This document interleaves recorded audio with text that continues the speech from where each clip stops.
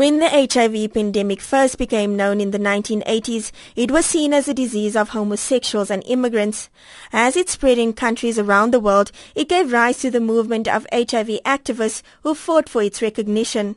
Mark Haywood, well-known HIV activist and director of Section 27, explains what gave rise to the movement here in South Africa. HIV only began to get a face in the late 1990s. That face you associate with people like Nkosi Johnson, the little boy who had lived with HIV and who died of AIDS. And then you think of people like Zaki Ahmad, who gave HIV a face through his work with the Treatment Action Campaign. You think of people like Edwin Cameron. During this time, laboratory technicians at the University of Pretoria announced the discovery of a miracle AIDS drug, Virodine, that had not been reviewed by medical researchers and turned out to be no more than an industrial insolvent.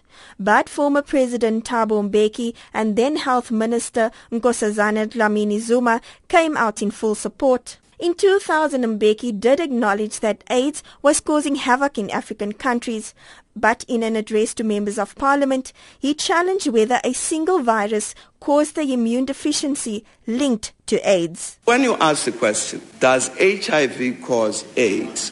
The question is, does a virus cause a syndrome?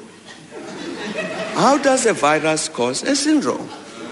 It can't. Mark Haywood says the damage that this has caused has been to the country's detriment. Part of the cost of denialism we won't understand till many years in the future. I mean, with over 1 million child-headed households, over 1 million orphans, that consequence of denialism will carry into our future. Despite the fact that we now have over 1 million people using antiretroviral treatment, many of our hospitals and clinics are still clogged up with people with HIV-related opportunistic infections or people with AIDS. So, it was one of the greatest disasters of post-apartheid South Africa. The struggle for the approval of anti-AIDS drugs that prolong life continued until November 2003, despite the fact that an international drug company was offering free and cheap antiretroviral drugs. Treatment of HIV/AIDS was hampered by the attitude of government officials. At the Global Health Conference in Toronto in 2006, Health Minister Mantu Shabalala Msimang advocated instead a diet of garlic, beetroot, olive oil and lemon to treat the disease. If a patient says to me, I'm feeling better and I'm on traditional medicine, I'm not the one to tell you that you are not feeling better. I'm not the one to tell that patient. It is the wellness of the patient that we're all concerned about. Remember, antiretrovirals do not cure HIV and AIDS. I hope it is clear by now. But Mbeki's forced removal as leader of the African National Congress proved to be beneficial to the pandemic.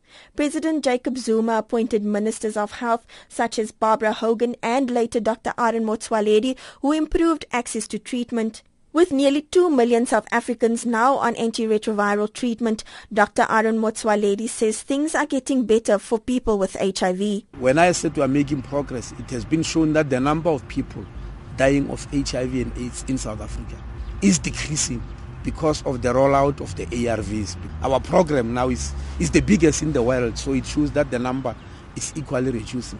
He also points out that preventative methods to reduce infections such as mother-to-child transmission programs, post- and pre-exposure prophylaxis drugs that block the virus, and male circumcision have been introduced in South Africa. But we would like prevention to be the cornerstone of the fight of the disease.